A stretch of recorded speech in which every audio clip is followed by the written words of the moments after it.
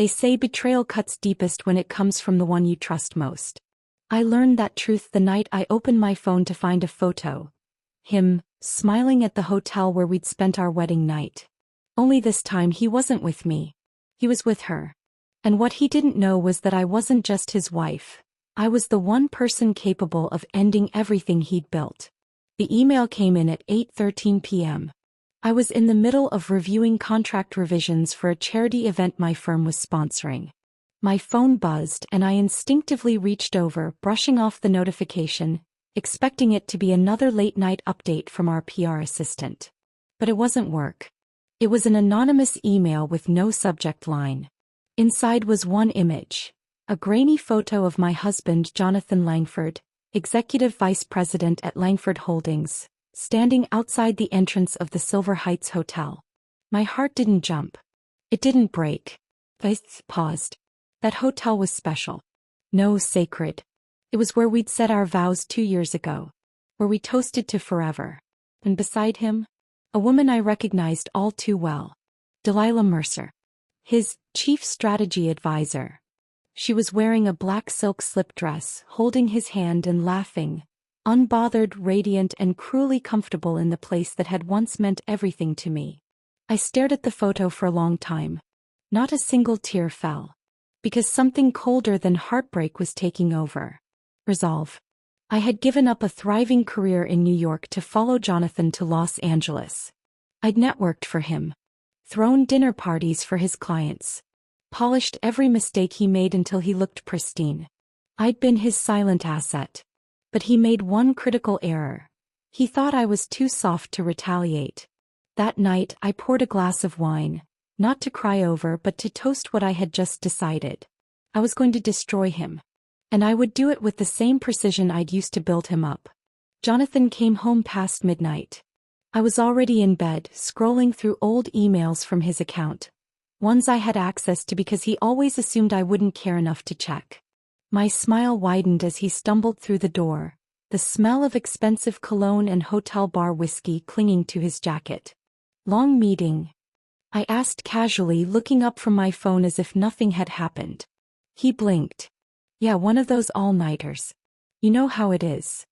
I nodded, hiding my disdain behind a soft smile. Of course. I didn't confront him. I didn't scream or cry or accuse. That would only give him control of the narrative. No, I needed him to believe I was still the same trusting, loyal wife. That way he'd never see it coming. Over the next few days I began my quiet war. First, information. I reactivated my private investigation license. Before marrying Jonathan, I worked in corporate security. My specialty? Asset tracing and financial deceit. I'd exposed embezzlers, caught executives laundering funds through shell companies and built airtight cases. I knew the shadows, and now I was going to use that knowledge on my own husband. His laptop. Phoned. His phone. Synced. His emails. All accessible through a mirrored inbox I'd created 6 months ago during one of our trust-building weekends. Within 72 hours I had enough to make the SEC sit up straight. He'd been hiding money. Not much, just enough to seem insignificant. But through a maze of accounts tied to Delilah, he was funneling company funds into investments with no board approval. One whisper to the right person, and Langford Holdings would have a full-scale federal audit on their hands. But I wasn't ready to pull that trigger. Not yet. First, I needed him to feel safe. The anniversary dinner was that Saturday. He reserved a private room at a French restaurant downtown. I wore the same emerald dress I wore on our honeymoon, the one he said made me look like a queen. He beamed when I walked in, kissed my cheek and held my hand across the table. Everything was perfect. Jonathan walked into Langford Holdings with the same arrogance he always carried. Tailored charcoal suit, silver cufflinks, and the swagger of a man who believed the world bent for him. But he didn't notice the subtle shift in energy when he stepped into the elevator. How the receptionist no longer greeted him with that overly cheery voice. How Jason, the COO, avoided eye contact. How the boardroom door wasn't wide open like usual but cracked slightly, just enough to suggest a conversation had paused when he approached. He didn't notice it yet. But I did. I was already 10 floors above him in the office of board member number 3, Diana Lewis. She was the one people underestimated. A quiet woman in her 50s with a background in forensic accounting and a reputation for being methodical. She had also been silently rooting for me for years. You know, Diana said as she flipped through the manila folder I handed her, I always suspected he wasn't as clean as he wanted us to believe. He's not just dirty, I replied. He's dangerous. She paused on the New York wire transfers. You realize if this goes public it'll trigger a full-scale audit, not just on him but the entire board. I know, I said evenly. That's why I'm giving you this now. You have time to prepare. And an opportunity. Diana raised an eyebrow. What opportunity? To vote him out before the scandal lands in the press, I said. I give you everything. You clean house before the fire spreads. He goes down, you stay clean. Langford survives. She stared at me for a long moment. Then she smiled. You've been planning this a while, haven't you? I met her gaze. I started the night he kissed his mistress outside the place he married me. While Jonathan thought he was in control of everything, I'd already planted seeds across the company. Remember those charity dinners I hosted for him? I never wasted time on small talk. I listened. I remembered who drank scotch and who didn't. Who was bitter about missed promotions. Who despised Delilah's smugness. And who had once jokingly whispered to me, "You're the real strategist behind Jonathan, aren't you?" Now I called in those quiet loyalties one by one. First, Jason, the chief operating officer. I caught him outside his gym on Tuesday morning, just as he was walking to his car. Emma, he said surprised. Hi Jason, I said warmly. Got 5 minutes? He nodded warily. I leaned into the conversation quickly, no time wasted. I have documents that prove Jonathan's been falsifying quarterly reports. There's more, offshore accounts, redirected client funds and proof Delilah's been helping. He frowned, looking around to make sure we weren't being watched. You're serious? I wouldn't come to you otherwise. You know what happens if the SEC gets wind of this before the board acts. He exhaled slowly. I always thought Delilah was a liability. Now she's a time bomb, I said. Help me make this clean. He didn't say yes. But he didn't say no. And that was enough. Meanwhile, Jonathan was unraveling slowly. The calls hadn't stopped. The CFO wanted answers about financial discrepancies. The HR head asked why there were rumors of an anonymous tip-off to the press. Delilah was avoiding him, shaken by the realization that her name was suddenly showing up on flagged transactions. He came home that night quieter than usual. What's wrong? I asked, all concern and softness. He rubbed his temple. Some boardroom nonsense. Miscommunications. People talking like there's an internal probe. I nodded, gently rubbing his arm. You've always pulled through, John. You're brilliant. He smiled faintly. And that's when I knew he still believed I was on his side. But the final move required a public setting. One that looked innocent enough. One that reeked of corporate respectability but hummed with anticipation. I suggested a gala. A company milestone party. I offered over breakfast. Langford just landed the Portland contracts. Why not celebrate? Invite board members. Make it a show of strength. Jonathan brightened at the idea. That's actually not bad. Of course it wasn't. I planned it. He handed the task over to me entirely, never realizing I'd already reached out to the press, to certain investors, and even an ex-employee who'd been fired for calling out discrepancies a year ago. He didn't see it. How could he? He thought I was decoration. A smile beside him. A soft whisper in a corner. But that night, the night of the gala, I would be the storm. The ballroom was drenched in opulence. Crystal chandeliers. White lilies. A grand piano tucked beneath the balcony. Jonathan stood at the center of it all, laughing with investors, sipping champagne like he hadn't just spent the past week in internal panic. I wore red. Not because I wanted attention, but because it made him nervous. The last time I wore red, it was in New York during a negotiation dinner, and I'd outshined him so brilliantly the client had asked me to speak on his behalf. Now red would signal a different power. He came over, beaming, arms sliding around my waist. You did good, he said. This is exactly what we needed. I smiled up at him. I'm glad you think so. The speeches began around 9 o'clock. He was the final speaker. He stepped up to the mic, charming as ever. We're proud of our progress, he said, grateful for the support and excited for the future. I watched the guests nod, clap, sip their wine. The mood was right. Until a side screen flickered. First it was subtle. A shift in projection. A soft static hum. Then came the emails. Projected clearly, unmistakably. His name, his account, his digital signature authorizing off-record fund transfers to Delilah. The room fell silent. He turned slowly toward the screen, confusion curdling into horror. Then the audio started playing. Even if it comes out, I'll throw Delilah under the bus. She's replaceable. His voice. Crystal clear. Every word echoing across the gilded hall.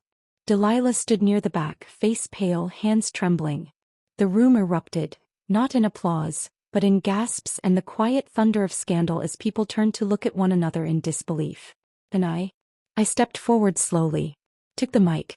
"Ladies and gentlemen," I said calmly, "I'm sorry for the interruption.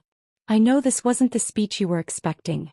But you deserve to know what's been happening behind the boardroom doors." Jonathan's mouth opened. "Emma, what the hell are you doing?" "Correcting a mistake," I said, locking eyes with him. "Mine was thinking you were a man of integrity." He lunged for the mic. Security stopped him. I looked around the room. "To the press representatives here tonight, I'll be releasing a full digital file containing evidence of fraud, deception, and abuse of power. The board has already been briefed. Effective immediately, Jonathan Langford is being removed from his position pending federal investigation." Jonathan froze. "You don't have that authority," he hissed. I smiled. "I do now," I replied. "Diana Lewis has just been appointed interim CO, and I'm her chief advisor." The morning after the gala, the headlines hit like a hailstorm. Langford Holdings EVP exposed for financial fraud in gala meltdown. Anonymous tip leads to criminal investigation of billion-dollar firm. From power couple to public scandal, the fall of Jonathan Langford. But it wasn't anonymous. It was me, Emma Langford, the wife he forgot to fear. While Jonathan scrambled to control the narrative, the damage had already spread beyond containment. The SEC had been quietly waiting for a reason to look into Langford Holdings. My evidence? It gave them one. By noon, subpoenas were being issued.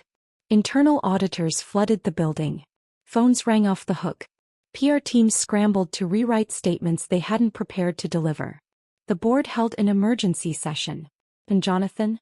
He wasn't even allowed in the building. Security escorted him out at 10:47 a.m., 3 hours before he even had a chance to rehearse his excuses. He called me 12 times that day. I didn't answer.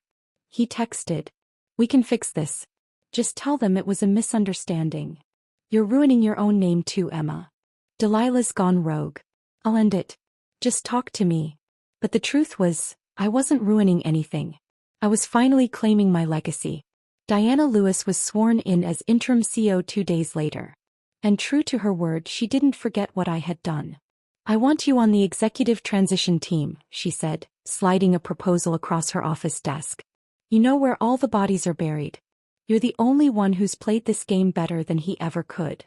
I looked at the offer. My name printed in bold. Emma Langford, Strategic Risk Consultant.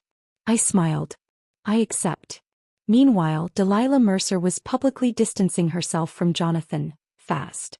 She deleted every social media photo, pulled her LinkedIn offline, and issued a statement claiming she had been misled and unaware of any financial wrongdoing.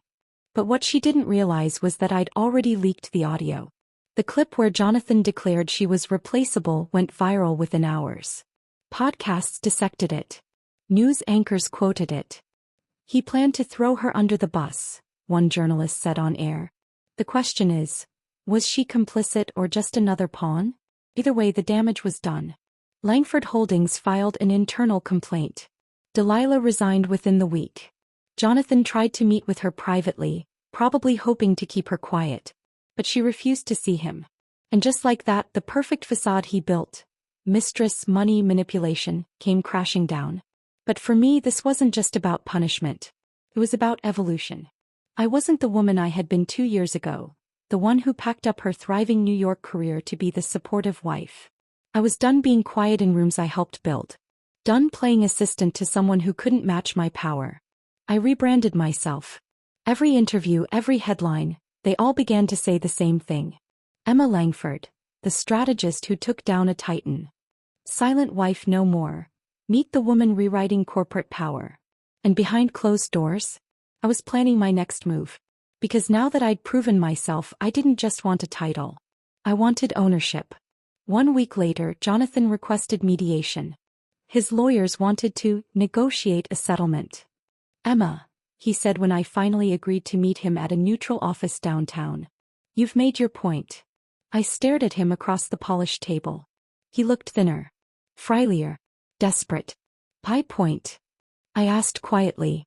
Jonathan, I haven't even started. His jaw tensed. You destroyed me. No, I replied, cool and measured. You destroyed yourself. I just held up the mirror. His lawyer cleared his throat, sliding a folder forward. Our client is willing to give up his shares in exchange for discretion. He'd also like the assurance that no additional evidence will be released to the press. I flipped open the folder. Langford shares. Property. Liquid assets. But what caught my eye was the one thing he clearly hadn't meant to include. A document listing private investor names. People he hadn't reported to the board. People I recognized. People who could go down with him. I looked up slowly. You were laundering through their accounts too? Jonathan's eyes widened. I closed the folder. Thanks. That's all I needed. I stood up, leaving the settlement untouched. You're not going to sign? He asked, voice rising. I turned to him, calm as ever. I don't want your silence, Jonathan. I want your name out of the company, and out of every room you used to control. And trust me, the only thing I plan to be discreet about is how fast I replace you. By the end of the month, Langford Holdings announced a full restructuring. The board decided to dissolve Jonathan's entire department and rename the company's risk division. Guess whose name replaced his on the new strategic wing? Langford Risk Consulting, a division of Langford Holdings led by Emma Langford. The press ran the story with a vengeance. Emma Langford rewrites corporate playbook after husband's scandal. From betrayed wife to corporate force. How Emma Langford took control. Jonathan's phone number was disconnected within days. His personal accounts were frozen under audit. His once loyal investors pulled out, citing reputational damage. He disappeared from the business world almost overnight. And no one missed him. The building gleamed under the California sun, glass panels casting light across the lobby like a symbol of clarity. My heels echoed through the marble floor as I entered Langford Holdings, now under temporary restructuring and new leadership. But it wasn't just restructuring. It was a quiet revolution. My revolution. In 3 weeks, I'd gone from the wronged wife to the force steering the entire company into its next era. The board respected me now, not out of pity but out of necessity. I knew where the bodies were buried. I knew the language of survival. And I spoke it fluently. Now the press was calling me the strategist who rose from scandal. But I didn't care about the attention. I cared about results. About control. About finally being free. And that meant doing one last thing. I sat alone at my lawyer's office the next morning. Are you sure? He asked gently, sliding the divorce petition toward me. I nodded, fingers steady. I was sure the day he took another woman to the place where we once promised forever. He offered no more questions. He didn't need to. The pen glided across the paper like it had been waiting. Emma Reynolds Langford, petitioner. And with one signature I became Emma Reynolds again. The woman I was before I gave too much. Before I let a man define my worth. Before I traded sharp ambition for soft silence in the name of love. I was her again. Only now sharper. Colder. Unapologetically more powerful. I didn't keep the divorce quiet. I announced it with the same precision I used to take down Jonathan's career. A carefully worded press release, tied to Langford Holdings' official transition statement. Emma Reynolds has officially filed for divorce from Jonathan Langford. Ms. Reynolds will continue her executive partnership with the new leadership board as Langford Holdings prepares for a major international expansion. The media ate it up. She took his company, now she's taking his name off her life. From betrayal to boardroom, Emma Reynolds rises higher. And with every headline my inbox overflowed. Requests to speak at women's leadership summits. Invites from elite venture capital firms. And the most intriguing of all, An acquisition offer from a European tech conglomerate looking to expand into US markets, with me as the lead strategist. I sat across from Diana Lewis 3 days later in the company's top-floor conference room, the skyline stretching behind her like an empire waiting to be claimed. "You've done more for this company in a month than Jonathan did in 3 years," she said, setting her glasses down. "And frankly, the board wants you on paper, not just in spirit." I leaned forward. "You're talking equity." She smiled. "We're talking power, Emma. The kind with your name on the door." The rebranding process began almost immediately. Langford Holdings would dissolve as a name. And from its ashes a new entity would rise. Reynolds and Rowe International. A partnership with one of the sharpest financial minds in Europe, Madeleine Rowe, a woman I had admired from afar for years. Together we built a vision not just rooted in profit, but in dismantling the toxic old guard culture that Jonathan had once led. Every employee under our leadership would go through leadership elevation training, equal pay restructuring, gender equity audits. It wasn't just about taking over. It was about redefining everything they said a woman couldn't do.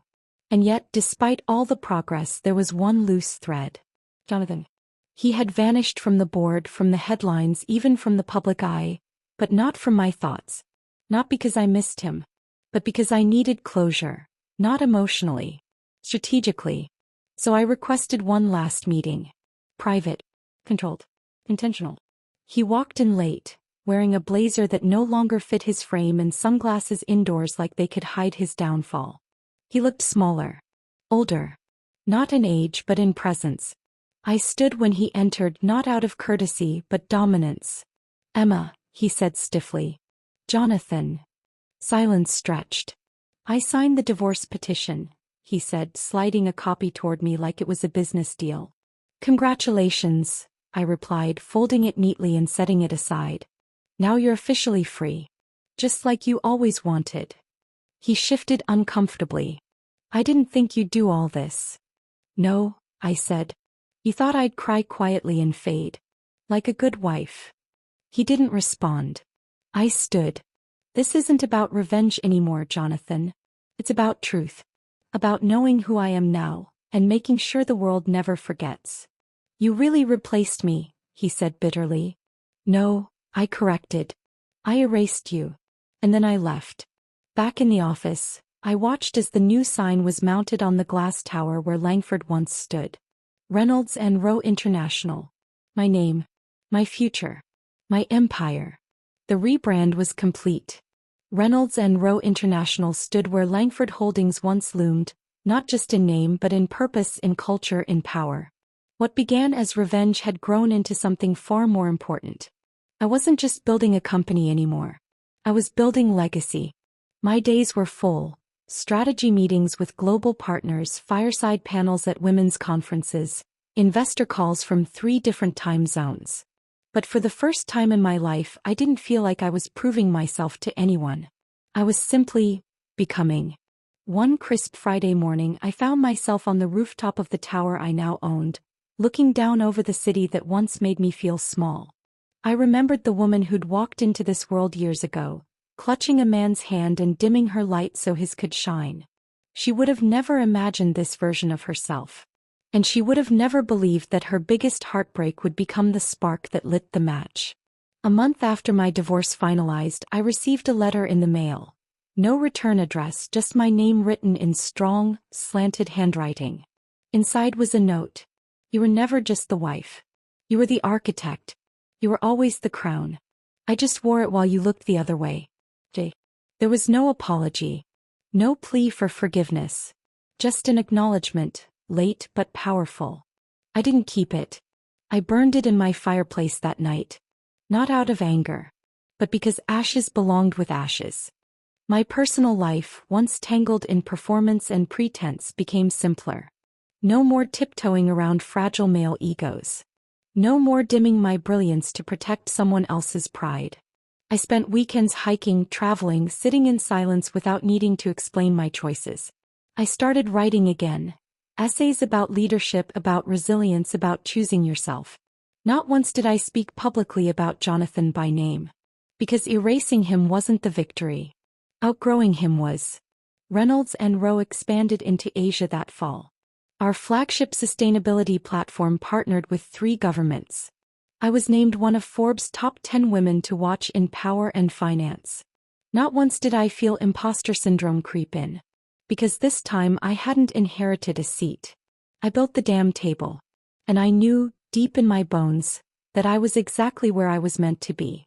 At a gala in London celebrating female entrepreneurs, a journalist asked me, "What would you tell the woman you were before all this happened?" I paused. Not because I didn't know, but because I wanted to honor her.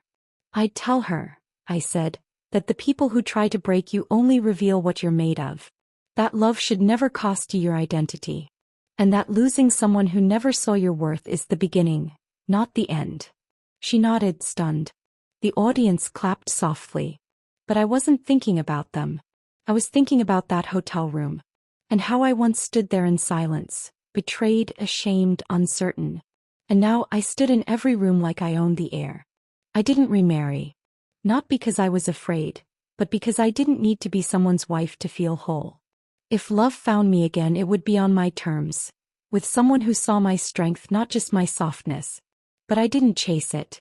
I chased fulfillment, peace, freedom. And it was more beautiful than anything I'd ever known. Think.